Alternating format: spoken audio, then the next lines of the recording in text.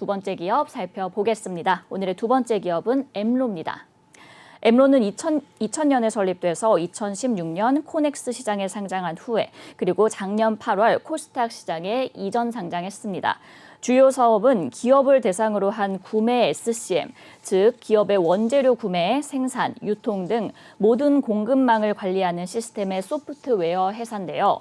우리가 잘 아는 삼성, LG 등의 여러 대기업 계열사뿐만 아니라 공기업 등에도 시스템을 구축하며 시세를 확장하고 있습니다.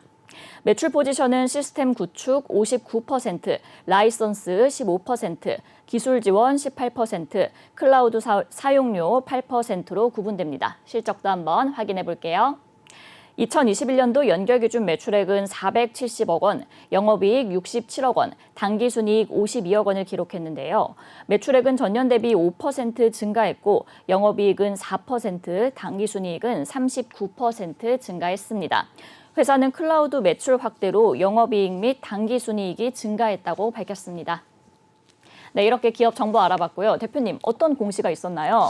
네, 바로 어제였습니다. 엠로 연결 재무제표 기준 영업 실적, 잠정 실적 공시를 발표했는데 내용 살펴보도록 하겠습니다.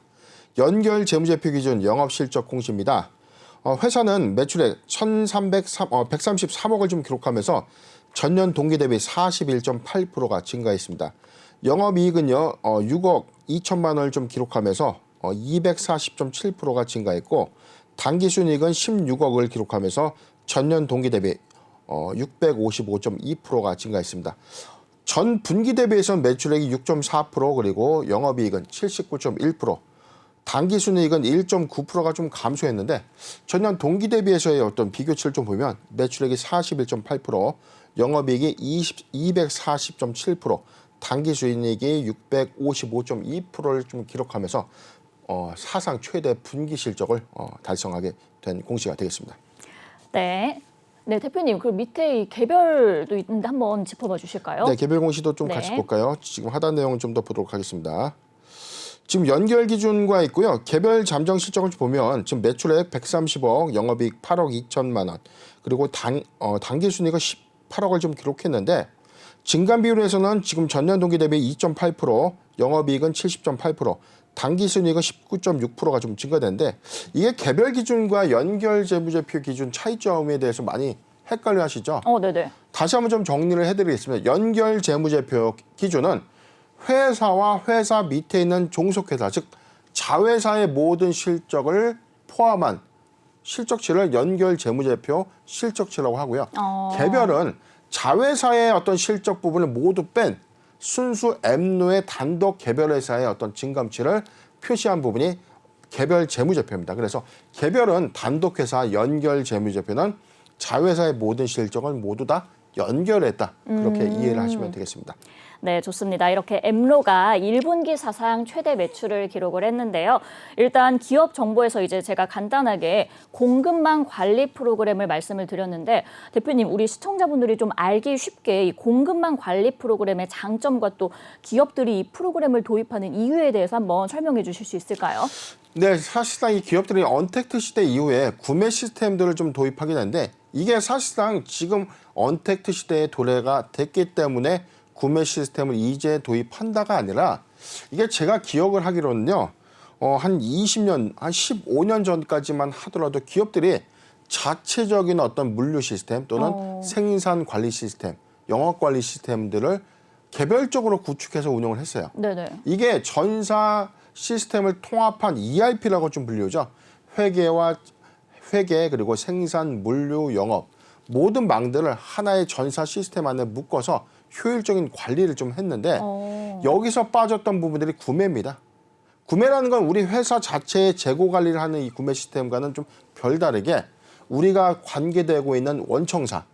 자, 내가 납품해야 되는 회사에 또는 내가 납품을 위해서 밑에 관리하고 있는 벤더사들로 인하여 우리가 부품들을 좀 수급받을 때 지금 생산 라인에서 가령 1000개가 좀 필요한데 지금 100개 정도의 이 수급 재료라고 하죠. 수급 재고가 좀 남아있다면 매입 재료가 900개가 부족해진 셈입니다. 네. 이거를 무분별하게 좀 발주를 해서 2000개를 해서 1000개를 굳이 쌓아둘 이유가 없다는 거죠. 효율적인 전산 시스템 관리 체계 안에서 효율적인 재고 관리, 매입 재고 관리를 좀 더 영위해 간다면 회사는 단기에 들어갈 수 있는 어떤 비용을 절감할 수 있는, 그리고 재고 관리를 보다 유연하게 가져갈 수 있는 장점들이 있기 때문에 대부분 회사들이 이 구매 시스템들을 좀 도입하게 되는데, 자, 이런 부분들이 사실상 이 전사적인 절감 요인으로 좀 작용된 부분도 좀 보여지고, 지금 엠노의 경우에는 SCM이라고 불리는 이 구매 시스템의 솔루션 1위 구축 사업자입니다.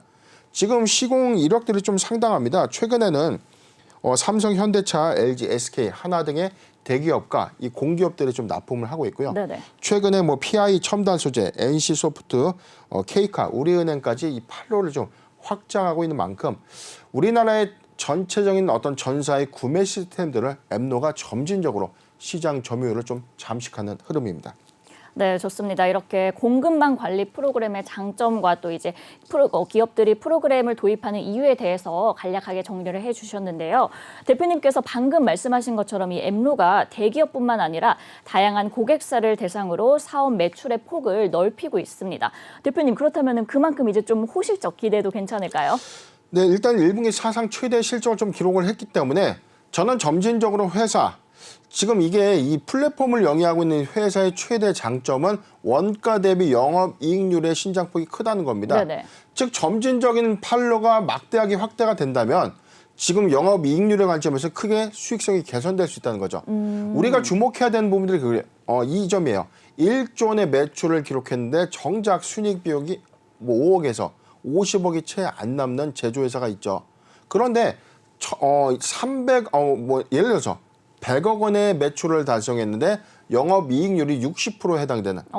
즉 영업이익률의 관점에서는 매출 캐파, 즉 수주가 확대되면 될수록 오히려 높은 영업이익률을 기반으로 해서 회사의 캐시카우 확보되는 관점에서는 충분히 성장성 관점에서 엠노가 2022년도에는 좀 선방하지 않을까 예상해 봅니다. 네, 좋습니다. 대표님, 그럼 이제 끝으로 우리 투자자분들을 위한 대응 전략도 부탁드릴게요.